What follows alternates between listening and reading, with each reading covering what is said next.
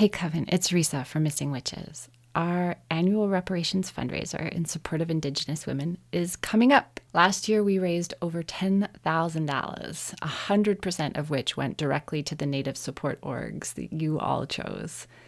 This project has become a collective, joyous act of reparations and community building, and we want to invite our beloved podcast Coven to make this year more restorative and fun and fucking magical than ever before. We'll be doing an invite on social media soon, but we're coming to you first with the opportunity to donate at prize. Aside from the glorious glow of good vibes, prize donors are triumphed and lauded by us all over the internet as we promote the fundraiser. So listen, if you are an artist or a healer, or an artisan, or an author, or a card reader, or a diviner, if you teach a course on astrology, or tarot, or resilience, or history, or money magic, or if you offer coaching, or if you offer services or skills of any kind, then you have been resourced at some point by Indigenous knowledge and land.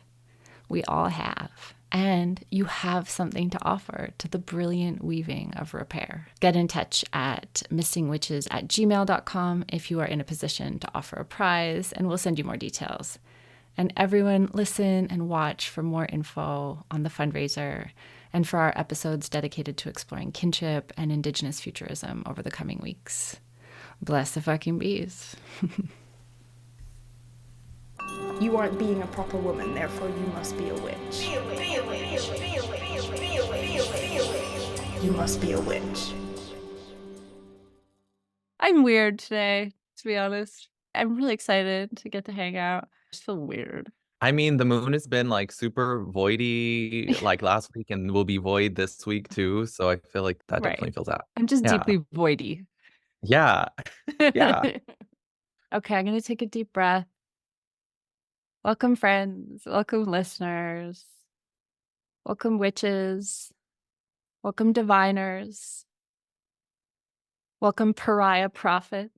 Welcome, whatever is coming through for you in what my brilliant guest has diagnosed for me as a deeply voidy time. I hope that we find you in some sense of ease and comfort, and if not that, at very least, please know that you are in the circle we make in the dark between our ears, and we're so thrilled to have you here with us now. And I'm so thrilled to have Christopher Marmolejo, author of Red Tarot, a decolonial guide to divinatory literacy. I feel like we're label mates on like a really cool indie record label. Except it's That's literally how I publisher. think of it. Yeah, I'm just so thrilled and in love with this book. I have been unable to read it linearly. It's my new favorite book for bibliomancy. There's so much poetic, prophetic power. When I said pariah prophets, it's a direct quote from this book that I was really struck by today. There's so much beautiful word work and real deep insight into how the practices and praxis of decolonizing our thought spaces and our bodies and our world will work. And so I'm just so excited to get to hang out. Thank you so much for being here. How are you? How are you feeling? How are you feeling about this book being in the world?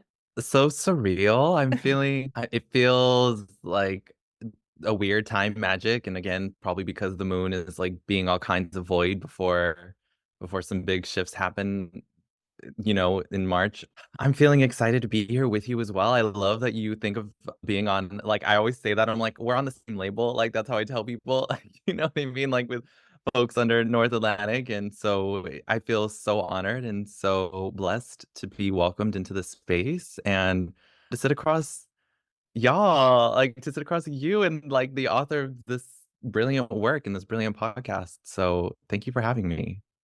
Can you tell me more about how this book came through you, came to you? Were there other books that were like wanting to be written? Did you feel like, do you know that feeling? Oh my God. I mean, yes, it was like I say so much now in like in just doing kind of the work of being a writer, but a diviner, but also a curandera, where I'm helping cleanse clients and spaces and homes and things. That like I was like, oh, I get it. Like you need a Holy Spirit. Like you need a like you need an extra kind of guiding force to move through you and to sustain kind of the necessary um, discipline of creative output that it was.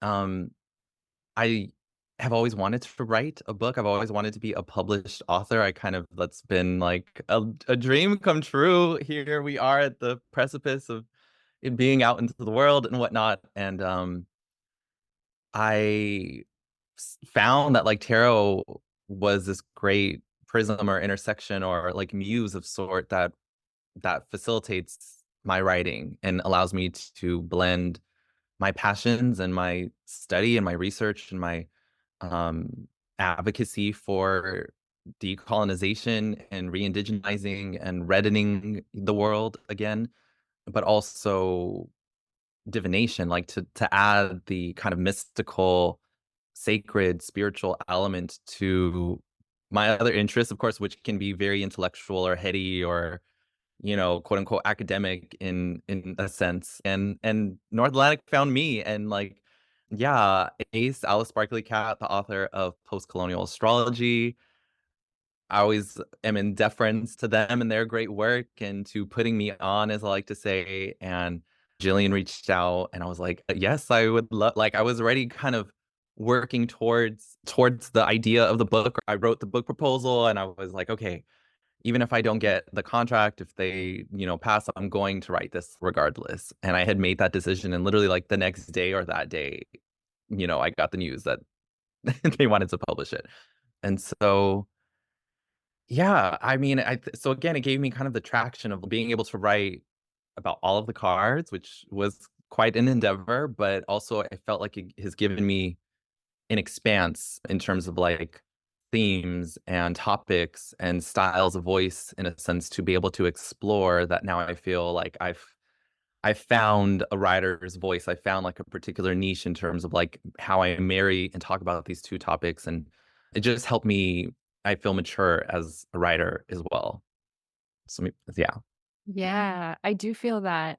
Can you tell me more? I'm so curious. I don't really know there's obviously a heavy academic background in the work. Like there's which I love to get into in I'm like like, a is tarot book. And I'm like feeling these like deep theoretical roots. Where is that? Tell me about your reading life. Yes. Oh, my reading life. I mean, books are my friends, as I will always say. Thankfully, that was the aspect of my queerness that was indulged and celebrated and uplifted. And so, I mean, I have my both of my luminaries and my midheaven in the bounds of Mercury, Mercury, the reader and the writer, right? And I grew up just loving to read and saw education. I'm that millennial generation that they just force fed down our throats that like college was the avenue to success and everything, right? And so yeah, I was like an AP student and took all the AP classes and was editor in chief for my school newspaper, which was called The Oracle. I it was just too spot on and too perfect. And I only kind of realized like I think that we've come here to do when we will see those patterns when we look back and reflect. But anyhow, and so I went to Cal State San Bernardino. I wanted to be an investigative journalist, and they did not have a journalism degree at that school. So I studied communications and then through the kind of variety in under mass communications and public relations was exposed to bell hooks and Angela Davis and critical media theory, and at the same time became disillusioned with like the politics and the changes in media at that time, especially in like real mainstream media, and lean more into the critical aspect. And then I was a substitute teacher and a tutor and worked at a charter school for a while, and that really further politicized me in terms of seeking education as a practice of freedom. And then I pursued my master's and my teaching credentials at UC Santa Cruz to exist within the legacy and lineage of Angela Davis again and Bell Hooks and others who taught, and Gloria Anzaldúa and Sherry Moraga and other third world feminists, and like to be there and like have that kind of spatial existence to continue on in as well. And, and then became disillusioned by higher education, of course, had to survive the institution. And I was very, very critical and still am of that program of like, higher education, while at the same time valuing and really see throughout, like, I use my education, like, you know what I mean? And still really appreciating the rigor of research and the rigor of writing, and especially that a lot of those women, again, especially like Gloria Anzaldúa and her notions of spiritual activism that are more recently being talked about more, right, or given more focus, but that was always kind of like a central impetus for me to write, to divine, and to teach, and to read, was like there was an aspect of spiritual reclamation that was a part of the work. And so then COVID happened, obviously, and, like, the pandemic happened, and I always say I had, like, a pre-pandemic, and that was, like, I taught at Santa Cruz for a year. I taught 7th and 8th graders, and I love them, and it was my Jupiter return, and, like, it was amazing, and I was, like, the cool teacher and, like, the only queer one that I literally told I was the token hire, which was insane, and I was like, "Okay, I'm gonna come back to my hometown and teach my own kind of kin and community." Could not get hired because I was very vocal and adamant about my politics and my queerness, and then again, the pandemic happened, and I was kind of going through this big tower phase and just leaned so heavily on tarot, and then just started going from there and saw it as a viable means towards a livelihood, and at the same time wanting to, it's been a slow process, I would say, of integrating kind of both of my backgrounds in terms of, like, critical theory with, like, divinatory theory, if you will, or quote unquote, in practice, and doing so that that there's a distinction in terms of what I'm offering or what I'm seeking to do with my divining. Yeah. Yeah, I get that. And it's so lovely to see smart thinkers braiding the two, sort of a divinatory theory, spiritual activism, and, maybe academic sort of worlds. There's so much discomfort there for so many people being like, I don't want to be too woo. And I'm always the person that's like, your woo is safe with me. It's fine. It's fine. It's You're okay. welcome. Yeah, you're okay here. But it is a tricky middle space to walk in. You write about how there's a phrase I love that tarot makes us, I'm going to butcher it if I don't look at it, alters our engagement with materiality. Mm. Can you talk about tarot as a decolonial practice? Like, how do you see that set of images, set of cards as a tool that can make sense from a perspective of indigeneity? Like, how does it connect with that worldview? How does it open things up? Oh my gosh. I think that I mean, you working wrote with, like a 400-page book about it, so it's a big I know, right? question, I was but just like, think it's out one of loud those. for me. I'm like, well, and that's also part of the reason of like why I love writing, because is to use the kind of label metaphor again. It's like putting, like, laying it down, like, you know what I mean, like a certain articulation, a certain Yes. expression. And as much as I there's we can edit endlessly and like desire to at sometimes, but I'm like, okay, like this is where it's at now. Yeah. But in order to give that notion which you're talking about the intersection, or how they can even be in conversation, indigeneity, decolonization with tarot, which is a Western object, a Western tool, right? And do so with respect to both of the practices, but especially indigenous thinkers, and using the text as itself as a way, and tarot as a manner for me to fully reclaim my own indigeneity with confidence, because I grew up, I mean, I grew up in San Bernardino, which is, I always say, like from Donny Hathaway, little ghetto boy. I was like, growing up in the ghetto, and then at the same time, on and off the Serrano, San Manuel Band of Mission Indians, like tribal territory, and having family and access there, but not formally recognized as part of the tribe, and yet acknowledging my own indigenous ancestry, but the way that gets all fucked up through colonialism. Like my name, Christopher, I mean, one is like colonizer name 101, and then Marmolejo is a city in Spain that goes back to like marble makers and whatnot. And so it's like literally within my name is the history of colonialism, right? Yeah. And so I grew up culturally Catholic. I mean, a lot of Catholics, a lot of Latino Catholics are like afraid of the tarot as like the devil's object and all these things, of course. And so it found its way to me. I found a lot of spaciousness in the image to, as Paulo Freire does, like to use the image as a catalyst to see the mechanisms of the world, like to see a history of a Western kind of imperialism or a Western mode of kings and queens and popes and, a castle and like all these kinds of orders as a manner to situate how they have been embedded within our world and then use that as a means to critique, right? Use that as a means to open up, use that as a reflection of like where we are, where those colonized mechanisms exist within ourselves, and then how to do as Jose Esteban Munoz does, like to disidentify, right? And I see like the work is, I taught a class on Jupiter recently, and like a student had stayed after and was just asking about like how do we go forward when they're just asking questions, right? Like how is this sustainable? Like this liberatory work.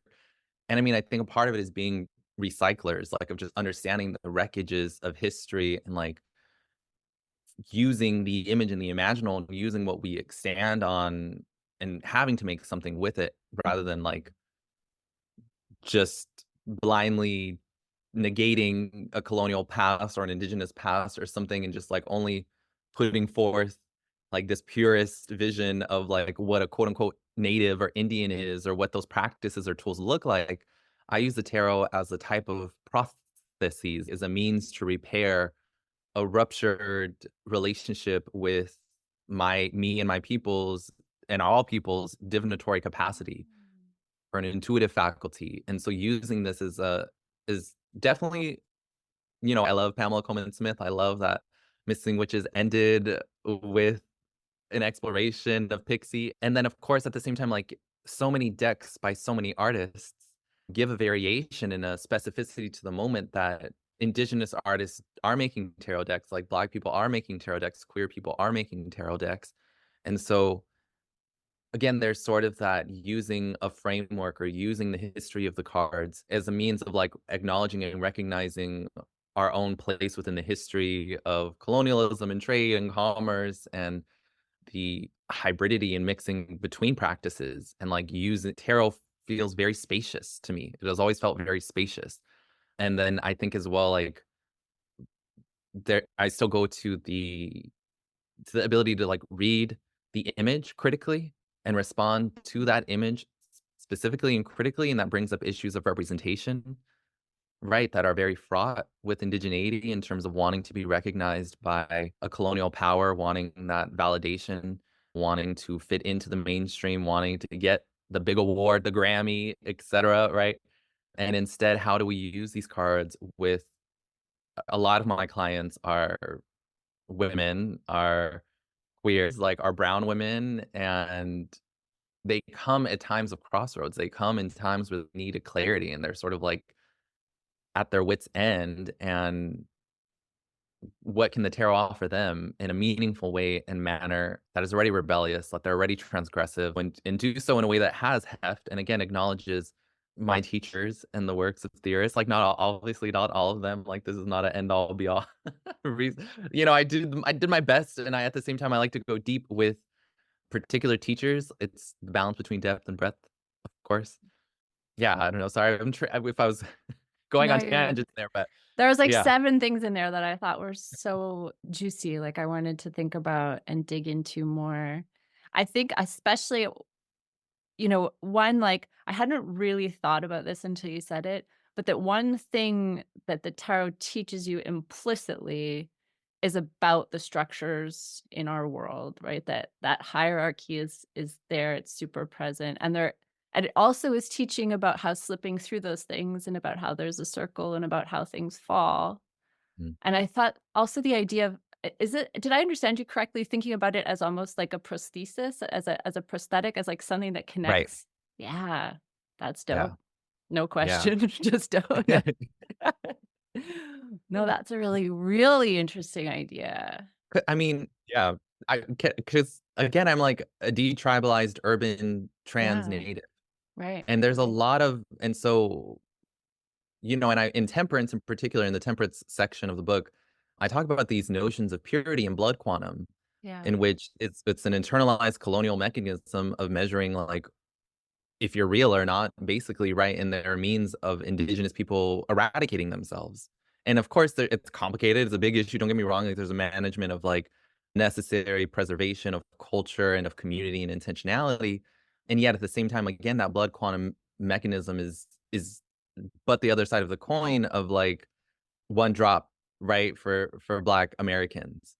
Right, and this means of, like, either you don't have enough of a blood quantum to be considered, like, a part of it, or you have just that 1 3/5 of a human kind of a thing, right?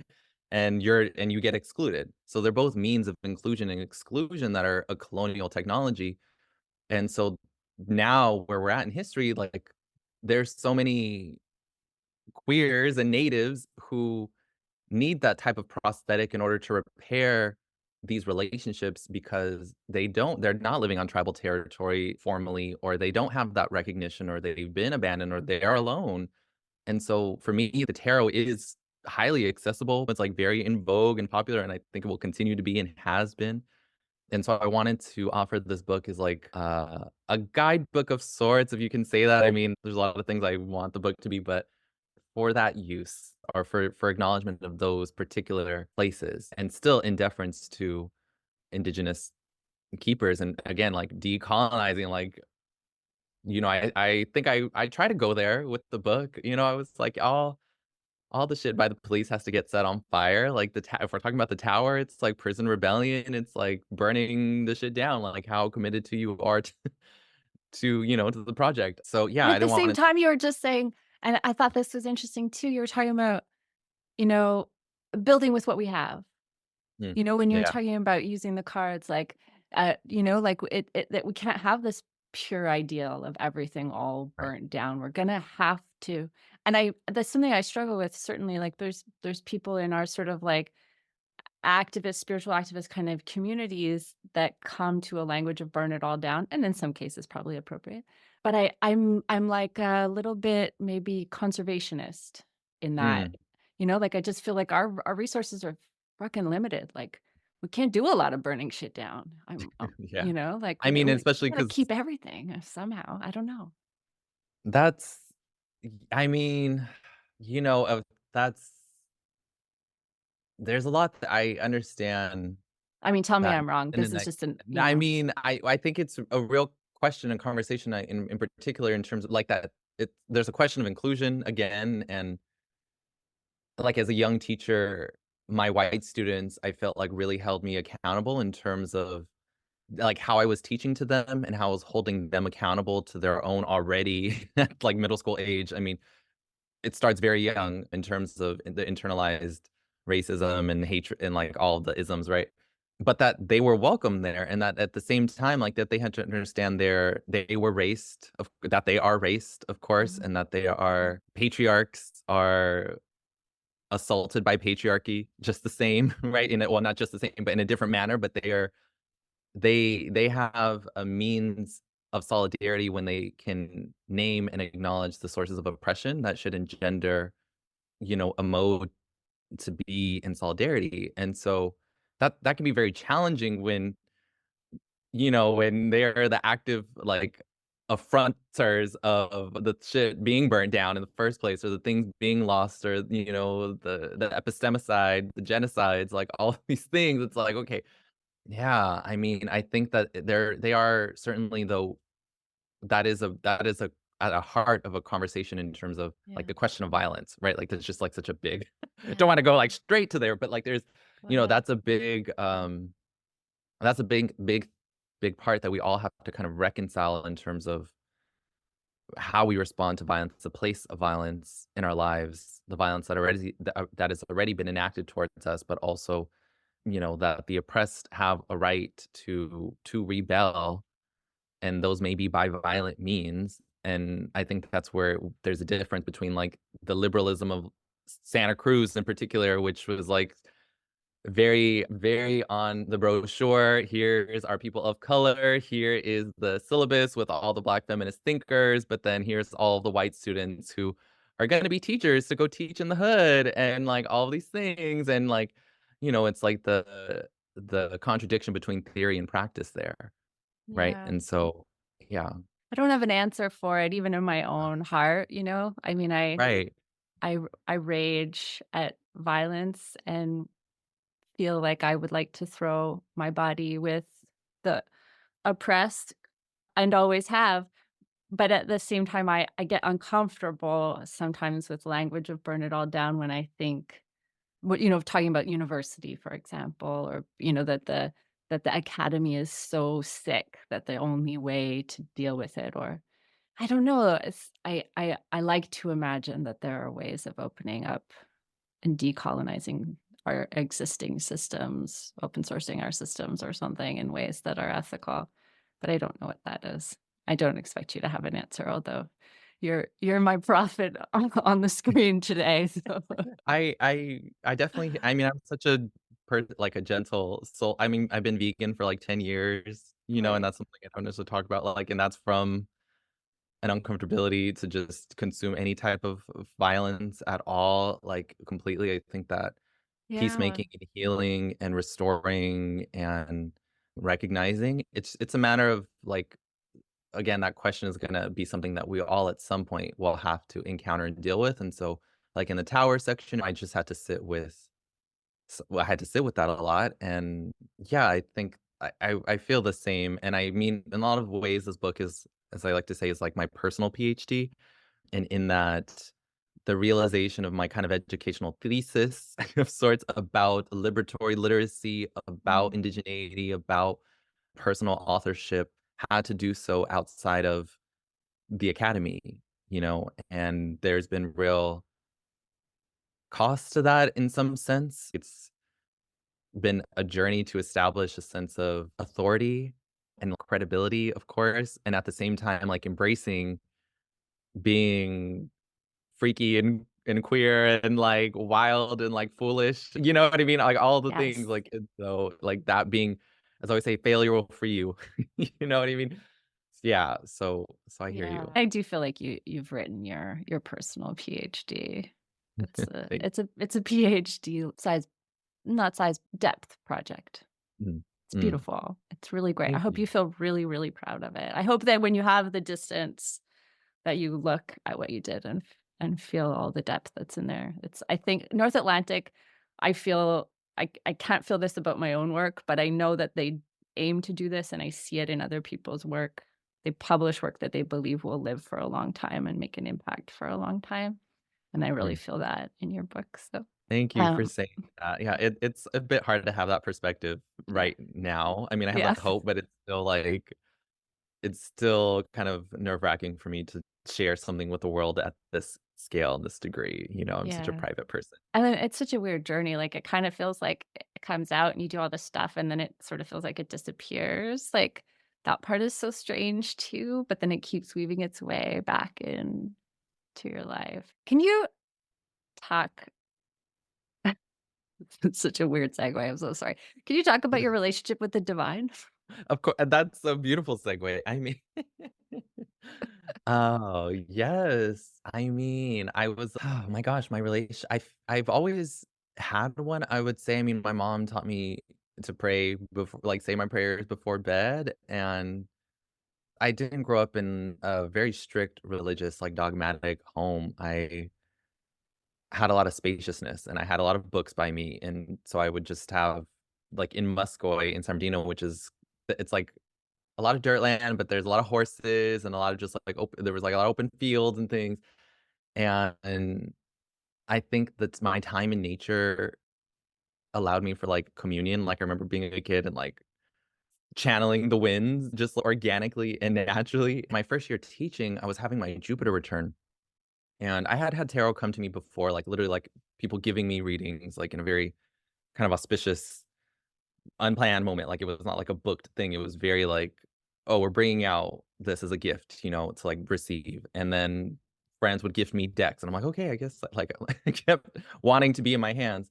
And, again, during my first year teaching was my Jupiter return, but I also then began my personal study with tarot, and I would say that tarot has been a great prism for me to relate to a multi-mode of deities in a sense, but I'm such a priestess. I like to say a prophetess, an authoress. Like, I have a really rich prayer practice. I feel that as I've a part of doing this work was also to just fully be in the lifestyle of being a witch or being in relationship and communion with the divine. And that's why I love divination, is because even if it's quote unquote like a mundane thing that I'm divining about, or like I do my daily pull just in a devoted manner every morning. And sometimes the cards will be about something I'm reading or watching or will witness or an idea that I'm thinking about. It's not necessarily like the day I got the book deal or like the day my heart was broken or like whatever, you know what I mean? Or all these like my parents divorcing or something like, and I love it for that because there's a manner of like the real relationship is there. I will say I'm a devotee of the Black Madonna, but I do work with a myriad of deities from various cultures, but like a big part of it goes towards and goes back towards like towards the Black Madonna, towards an emanation or various emanations and manifestations of the mother. And yeah, and I mean, I love, like, gospel music. I listen to gospel music all day today. I love when I hear spirit, you know what I mean? Like, when I really hear it and it resonates, I'm like, "We're cool." Like, you know what I mean? Like, I can work with it. It's been everything to sustain me, I would say. Like, it's been there's being brought to your knees, you know what I mean? In the sense of when you feel like you need to rely upon, like I said, a Holy Spirit or, like, some higher power in order to continue on. This book required so much prayer after just so much, I'm sure you know, right? Like so much self-doubt and so much critique. And at the same time, I feel like an active alchemy in terms of reconstituting my own being through my divine relationships and being reoriented towards a sacred mode of living and that divine perspective, bowing my ego and my anger and my hopes, my dreams and my fears and all of that to a divine perspective that has it all handled or accounted for or has some understanding that our limited human mind cannot comprehend, and that I look forward to rejoining in a sense of totality at some point once I do die. Like, I really look forward to death, you know? Not to be so Scorpio about it, but That's, like, so lovely for me to hear right now and in general. We have a lot of people who come to our community from a place of religious trauma. That's the world, the state of the world. It makes so much sense. Can you offer some insight from the perspective of decolonial tarot? Maybe there's one of the cards that makes sense that you write about. I found a lot of comfort in your Hanged Man chapter today, but I don't know. Does that question make sense to you? absolutely. I mean, I think, yeah, for me, the Hierophant comes to mind in terms of like Yes. religious trauma, right?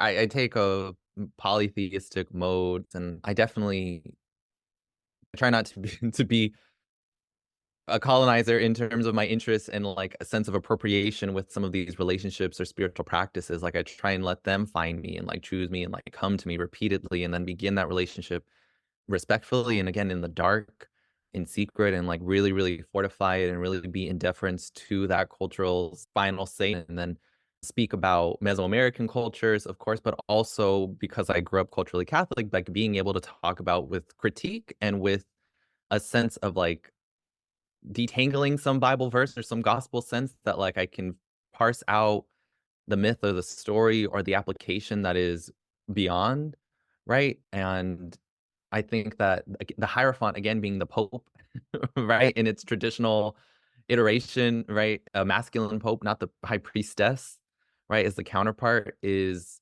has caused so much trauma. I mean, the spiritual quote unquote father, well, it should be the father, you know what I mean? They should be spiritual mother and father for those who are kicked out, for those who are exiled, for those who have no home.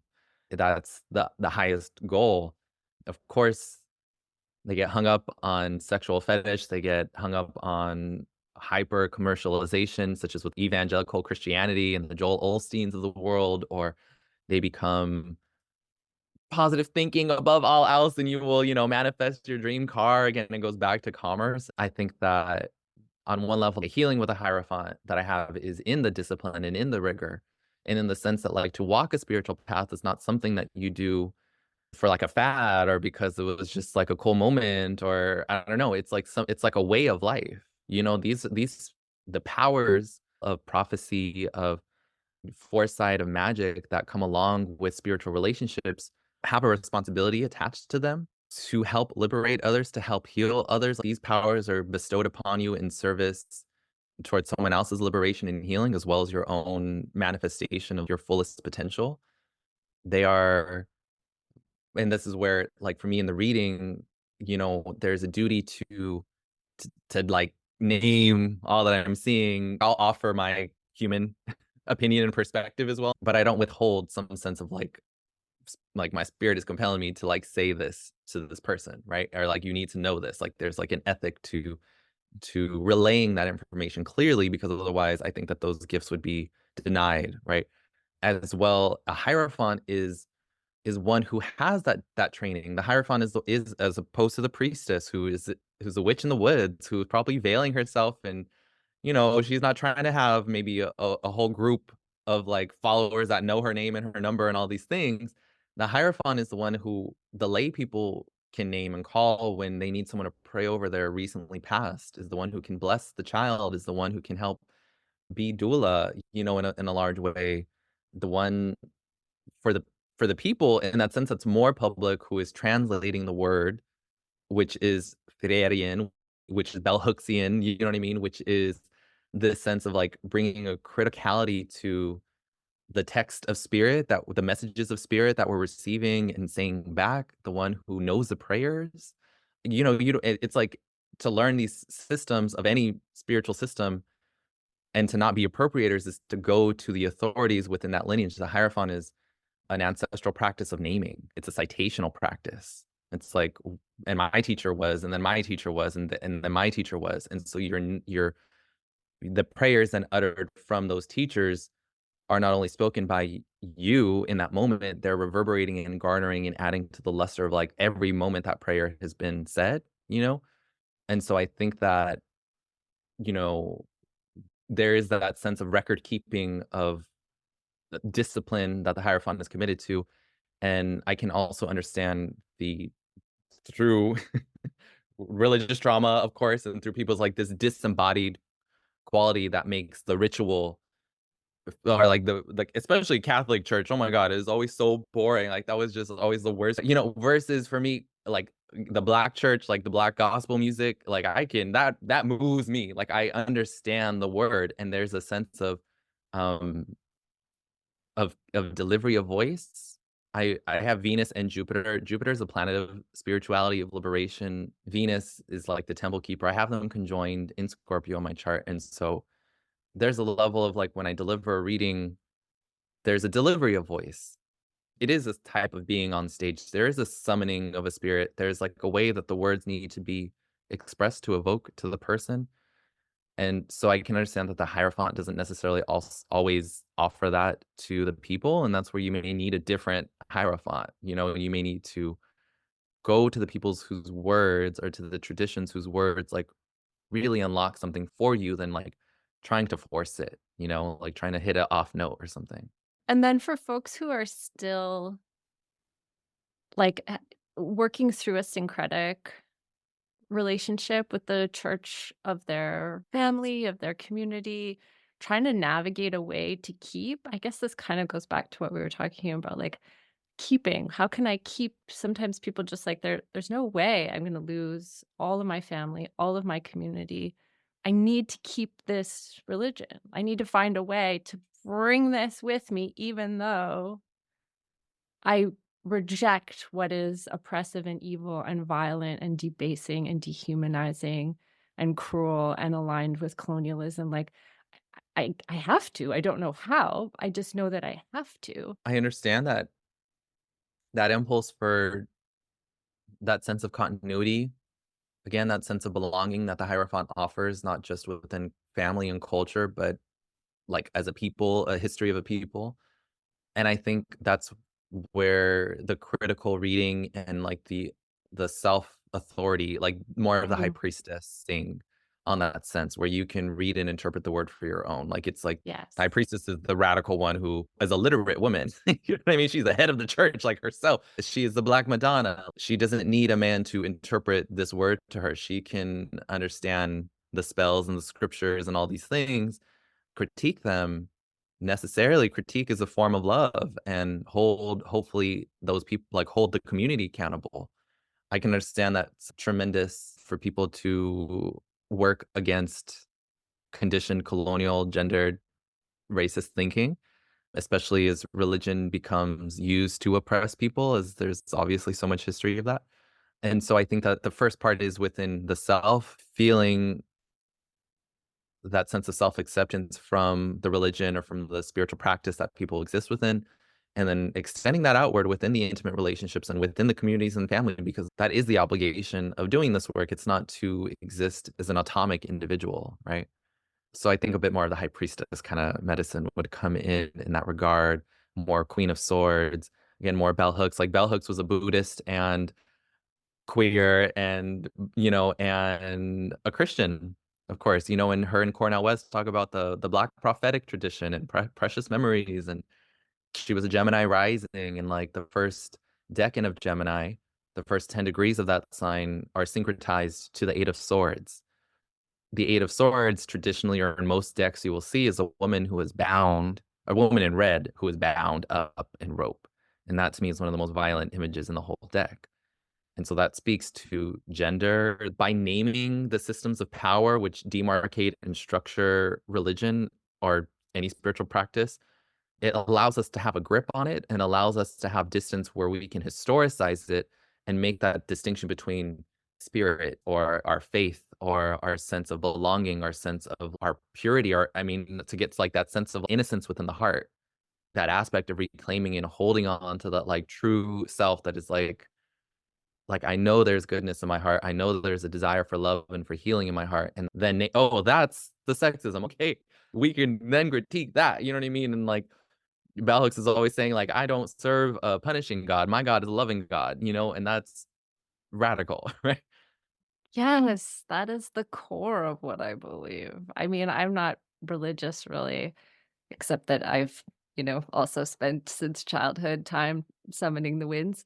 But I but I do feel like a kinship with anyone who believes in a loving God, anybody who believes children are sacred. So I can get behind whatever your faith is as long as we sort of have a shared standard. Right, right. As long as like I can be queer, you're not gonna Yes. damn me for my sexuality. You're gonna allow me to talk back and question, but like I'm devout as hell. Like, Right? I'm Isn't that the point of the idea of divinity is that it's all inclusive? Isn't that why do you have one? Why do you have a idea of divinity if you don't think we're all part of it with all our weird bits? I don't know. yeah, yeah, yeah. Ca can I ask you a formatting question, a structural Sure. question about the book? Yeah. And this will maybe reveal my ignorance, but tell me about the decision to not separate out major arcana and the 1 through 10, but to embed them in the count. I love that. I love this question. I also love like the meta, like I love a meta question about like the work itself. And so, that's there. There are plenty of books who follow it that way. It's like a both end. There's a little bit of contradiction here, but like the maybe first answer I'll say is that that's not how you read tarot. Like when you do a reading, you're not like getting like typically like sequential cards. You know what I mean? Like your reading is a hodgepodge. You're gonna get major arcana, you're gonna get minor arcana, you're gonna get court cards. So I wanted the reading to more accurately reflect the actual manner in which we read tarot. And then at the same time, underlying a numeric organization, right? And like finding that there was, I know that Mary Kay Greer, I believe, does her teacher cards. And I've taught that and I've worked with that. But for me, I also just found like scales, as I was like more music, or there was an aspect of the minor, like the group of the fives having some sort of bridge between the five arcanum of the Hierophant and then 15 of the devil. There's something to uncover there, using it as a mode to uncover new connections and to like see them. And that was also helpful for me and also was a challenge. I kind of open each section with what this number means, like a mini numerology of sorts, but from a critical perspective. In a foundational tarot course that I have, I teach in that manner as well. Can you give me an example or talk more about the example of the fives where maybe in the writing process or just seeing them together, you were like, "Oh, actually, there's this other." Yeah, I mean, for me, that the Hierophant, which is again just the authoritative spiritual leader. Yes, we can shorthand say the Pope of the people, but it's the shaman, it's the root worker, the curandera against the devil. Like, do you know what I mean? Like those two are Yeah. clearly in conversation with each other, right? For there to be the one who blesses, there's the one who curses, right? And then when we look at the fives, traditionally, they're cards of suffering. You know, they're cards of challenge. They're cards of being bereaved, of being damned, being the walking dead, as I say. Like they are the conflict points. They are a crescendo of action in a sense, but for me, they're like a pit. You know, they're a type of a pit. They're really like a divot. And so you need like their initiations for that Hierophant from that wounded space. Like they're often wounds around placehood with the pentacles. There's so much grief with the cups, of course. The five of swords is the act of exile. It is such a rich card about colonial conquest and like conquering of native lands and places and dead naming folks. And then the five of wands is, oh my gosh, the the five of wands, you know, is about this strife over territory and community and again like purity of identity in these things. And so for me, the Hierophant is like where we're dealing with these real historic social wounds and violence that a spiritual response is called upon and a spiritual response is needed and can help to mend, right? And then the devil is like kind of maybe the the weight or the gravity that pulls us into those dark places, the history, right? That like once you start lifting the veil enough, you're gonna be like, "Oh shit, there's some fucked up shit in this lineage, or there's some really scary things here that like all these layers we stand upon now." And so then where does like then where is my faith? You know what I mean? Then where is my sense of spirituality? Yeah. I really love this book. Can you Okay, I like to ask, and especially in this case, can you offer a practice? And maybe it's a tarot practice, maybe it's just a daily, I don't know. Something for our listeners who want to engage in this work of decolonization, of the self, of the mind, seeing the ways in which we are held, you know? Or maybe it's a different practice altogether, something that works for you. I mean, oh my gosh, obviously the first tarot, you know, I'm sure all your listeners have tarot cards and tarot and read tarot People and come with whatnot. all kinds of a range. People come with all kinds of a range because Amy and I are like perpetual baby witches. We're a safe space for people who are really just cracking open their first book for sure. Awesome. I mean, I do think that well, I would say just reading tarot is transgressive. I mean, it can be popular or whatnot, but there's a sense of like no matter if it's in your own private space, I'd recommend having a tarot practice, like a daily pull. I would really recommend in order to become intimate with the deck, to become intimate with its stories and its imagery and its language, and then multiple decks if like when you're ready for that. That helps to attune that divine dialogue, and there will be confrontation that will happen there. There may be disappointment with like, "I thought this was gonna happen," or like, "My card said this," and like, "Then where was it?" And like, whatnot, you know? And then at the same time, if you are reading for others, I always say, like, a tarot reading queers time.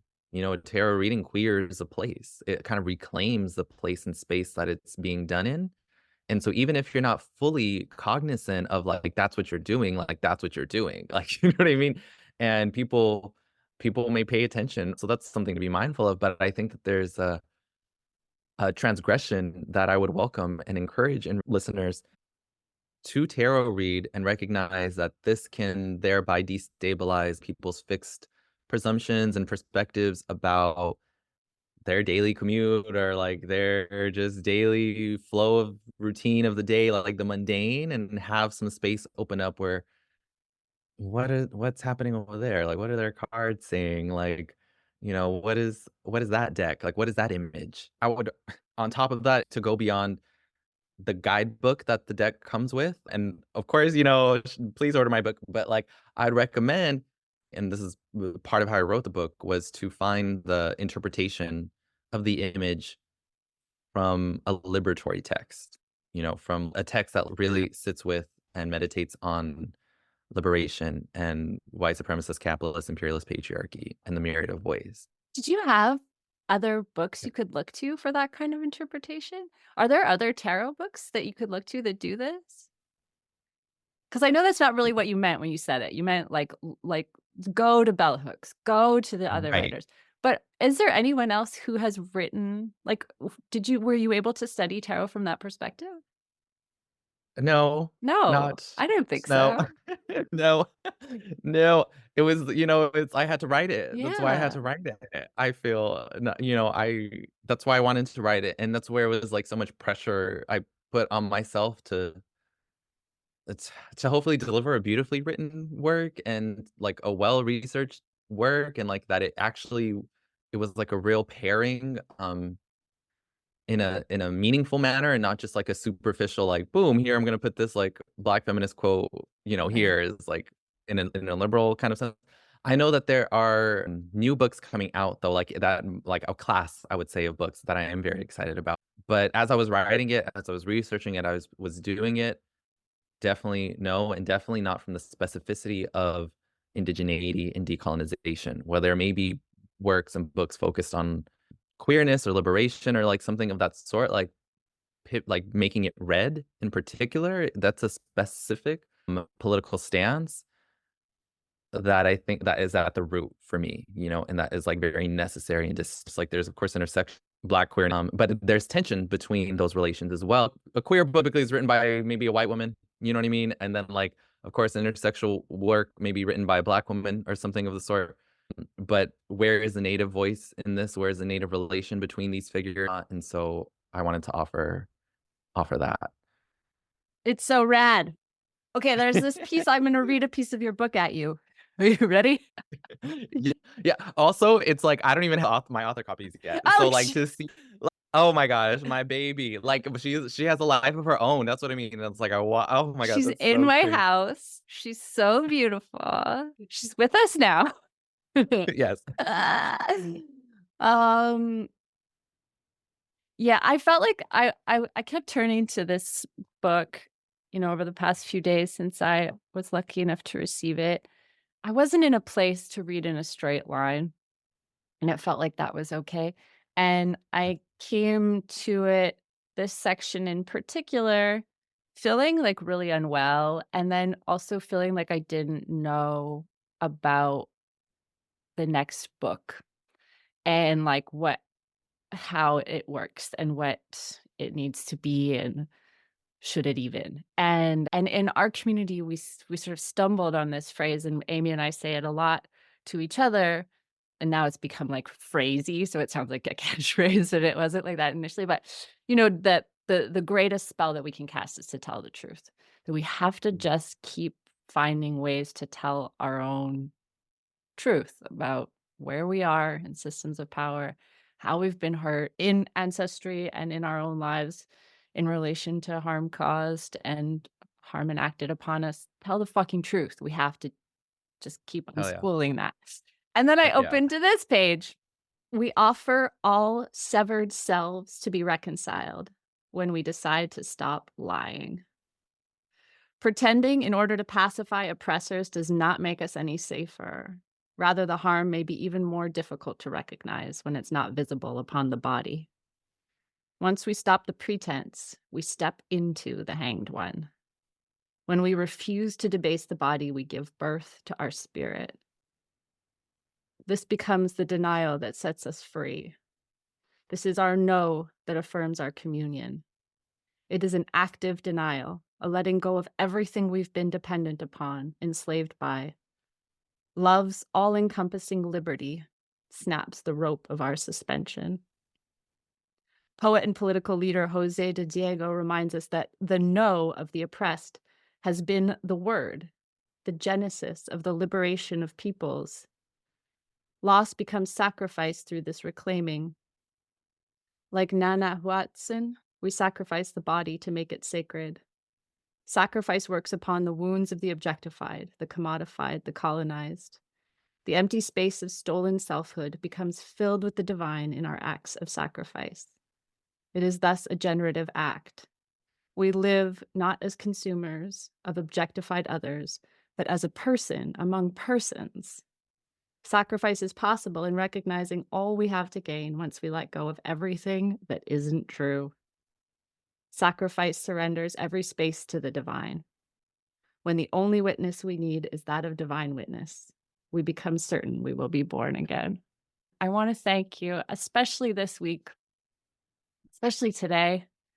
Listeners, you'll hear this later, but we watched a young man burn himself alive, screaming for the liberation of an oppressed people that he could not be complicit in any longer. And I hope that he was welcomed in all the arms of the divine. And I hope his act radiates for peace. And I just thank you so much for writing that. Thank you. Thank you for this time and for your work and for your authenticity and engagement. It's chilling in a good way to have this work touch you. I was reading as I did the audiobook version, everything in Palestine was like outbreaking and actively being inflamed. I felt affirmed in the work because I think a large part of being objectified and being dismissed is that dismissal of yourself just continuously. And yeah, it's so much. So I hope that you do continue to write. I noticed these books were very fast, right? In terms of like your own output, like, right? Like they came back to back pretty much. Yeah. And so that's amazing. That's an amazing feat. That is an amazing feat. We trick Um, ourselves because we write podcast episodes all in between so that we have a lot of essays that are written. So that's our that's working smarter, not harder, you know? It's like how you should do it. Absolutely. I believe that it's important to record our stories and to be storytellers and archivists of the people who sacrificed themselves, who set themselves on fire to free us all. And so thank you for sharing the space with me. Thank you. Thank you for being here. And oh, folks, please go order Red Tarot, A Decolonial Guide to Divinatory Literacy. I, you know, you don't gotta order all the books we talk about in this freaking podcast because you'll go poor. But you do need to get this one. Request it at your library, order it from an indie bookseller, get it on Amazon, get your hands on it.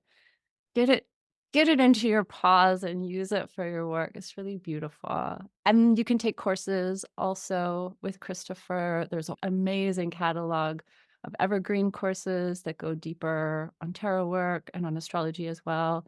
And then I think you can also do readings and work one-on-one, which I'm sure would be such a thrill. Thank you so much, everyone, for being here. I will offer an opportunity for questions. Yeah, I'm walking home. I was listening to you guys while I was shopping. I love it. So I'm multi ethnic and multi repressed ethnic, I guess would be a good way to put it. Was very cut off because of how I was raised from all of it.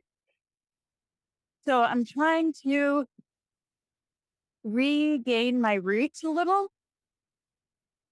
and just wondering your thoughts on how best to find them. So rich, and thank you for that question.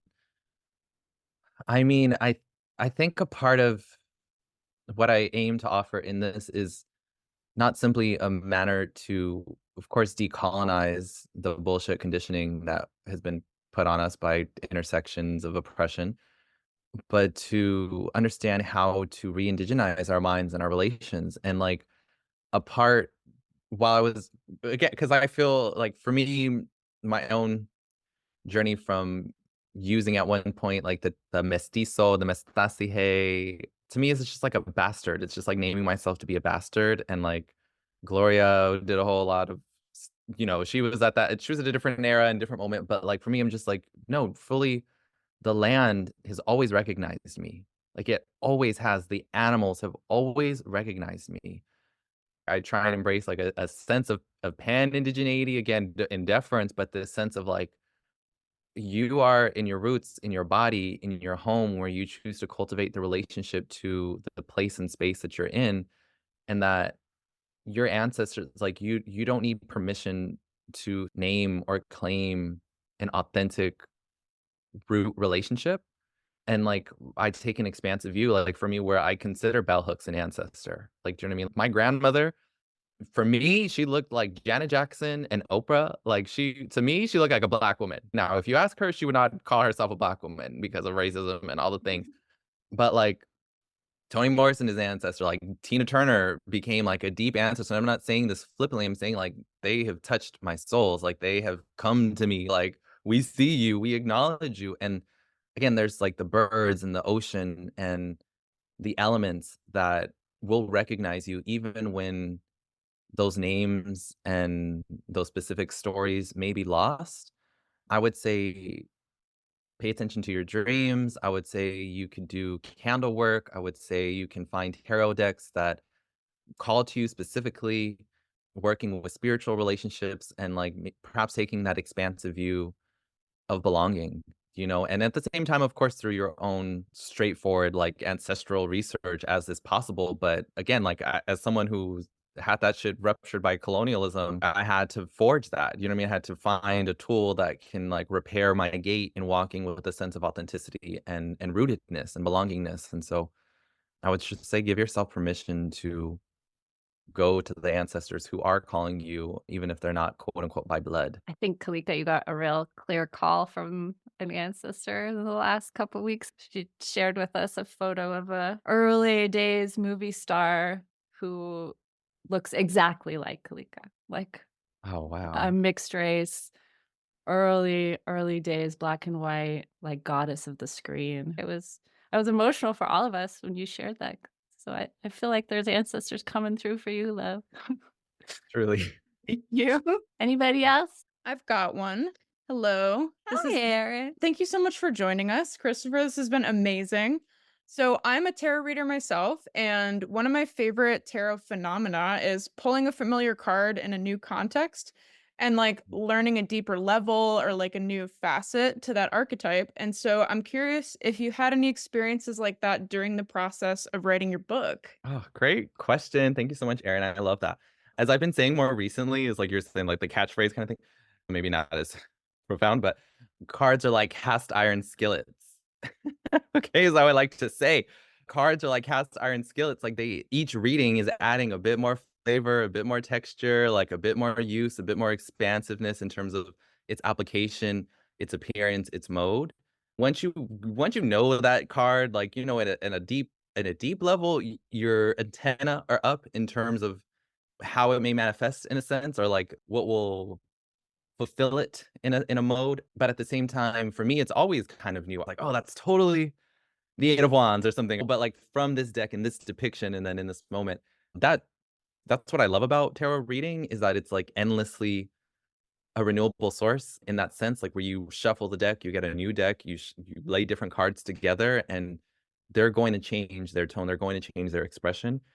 That also makes it difficult to write, but at the same time, again, I think it's like what's helpful for me in terms of a writing practice by being able to like put a pin in some of their significations and like tie some of them together and then have them regenerate in the background while I'm working on a new deck and then or like a new card or archetype or something.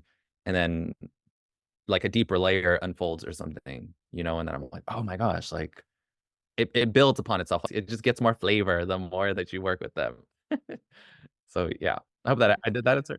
Yeah, absolutely. Thank you. The answer I heard was yes, all of them. Yes, every card, every archetype, keep going deeper. I love the cast iron skillet analogy. I had not heard that before, and I'm gonna adopt that. So thank you. Absolutely. Okay, great. Yeah. I have to share a picture with you guys afterwards of the ridiculous amount of cast iron in my house. There's a wall right outside my office hung with different cast iron skillets. We use them all every day. They're all thrifted. Amazing. We're, Brilliant. we're I maniacs for the cast iron. My kid love that. named a fish in our lake cast iron when she was 2. Oh, wow. I love that. Oh my God. I'm really like- feeling your metaphor. Thank you. Yes. And like as you say, you could get more than one cast iron skillet, Yeah. Yeah. Get all your skillet. And all of them. Thank you so much. This has just been incredibly enriching for me. I hope that you felt loved and held in our coven circle. Yes. Oh, so much. Thank you all so much for tuning in, for asking me questions and listening. And thank you so much for just inviting me on. Again, I'm so proud to be a label mate. I feel very I like, know, right? We're so rock and roll. we're so rock and roll. I'm like, we gotta collab. Like we gotta work I together. know. So Oh, I was about to say you're gonna get 17 more emails from us about things we want to do together. Please. Yes, please. I welcome them. Oh my gosh. Amazing. This is amazing. Yeah, thank you. This was such a highlight to my day also, and to the moons in Libra. I'm having my lunar return, so thank you for spending my lunar birthday with me. I'm honored. All right, everybody. Love you so much. Be safe out there. Take care. Here's to being pariah prophets. Yes. Cheers. Blessed fucking be. Blessed if I can be. Yes. Yes. You must be a witch.